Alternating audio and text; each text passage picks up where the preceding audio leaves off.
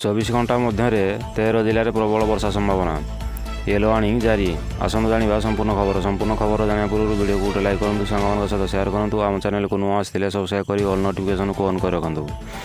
आभ्यंतरीण ओडिशा रे लघुचाप बलय सक्रिय रही बेले राज्यर विभिन्न अंचल दक्षिण पूर्व मौसुमी सक्रिय होइछि। यार प्रभाव में आसंता 2 दिन धरी राज्यर अधिकांश अंचल वर्षा लगी रही भुवनेश्वर पाणीपाग कार्यालय सूत्रु प्रकाश। अन्य पक्षरे मौसुमी निम्नचाप रेखा आज शुक्रवार तार साधारण अवस्थान ठार दक्षिण में रहिबा सह राजस्थान जैसलमेर बाहरी कोटा रायसन पेंद्रा रोड जामशेदपुर मध्य पश्चिमबंगर दीघारू पूर्व दिगरे उत्तर पूर्व बंगोपसागर जाए लंबी तथा वायुमंडल 2.1 किलोमीटर उच्चता जाए व्यापी। यार प्रभाव में राज्यर विभिन्न अंचल आज सकाळ वर्षा लगी रही।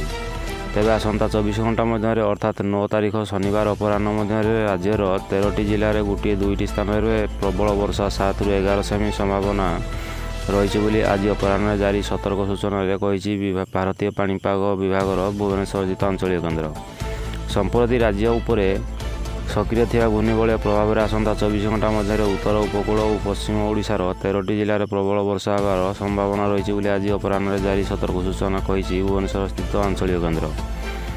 यही परिप्रेक्षी में आसंता 24 घंटा मध्य अर्थात 9 सेप्टेम्बर शनिवार अपराह्न मध्य राज्यर मयूरभंज बालेश्वर भद्रक जाजपुर कटक ढेंकानाल अनुगुल केन्दुझर बरगड़ देवगढ़ सम्बलपुर झारसुगुड़ा और सुंदरगढ़ आदि 13टी जिले में प्रबल वर्षा 7 ରୁ 11 सेमी होबार संभावना रही बोली आज अपराह्न जारी सतर्क सूचना कही भुवनेश्वर स्थित आंचलिक केन्द्र। यह दृष्टि रखी यही समस्त जिले को हलदिया चेतावनी व येलो वार्निंग जारी करिछि पाणीपाग विभाग। अन्य पक्षरे ट्विन सिटी कटक और भुवनेश्वर समेत यार पार्श्ववर्ती अंचल आज सकाळु आकाश आंशिक मेघाच्छन्न रहिबा सह वर्षा जारी रही।